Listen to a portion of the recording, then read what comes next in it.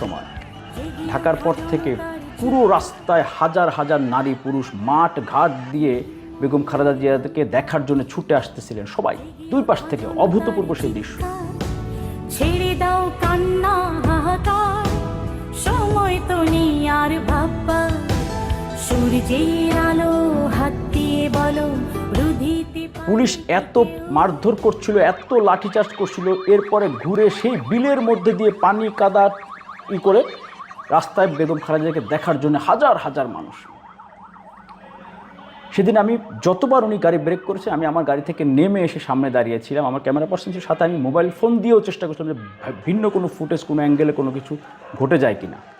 বেগম খালেদা সেদিন কিন্তু তার নেতাকর্মীদের প্রতি যে দরদ, এটি একটু শেয়ার না করলেই হবে না। সম্ভবত নরসিংদীর কোনো একটি জায়গায় নারী পুরুষ অনেকেই সেখানে রাস্তার পাশে বেগম খালেদাকে দেখার জন্য অপেক্ষা করছিলেন। বেগম খালেদা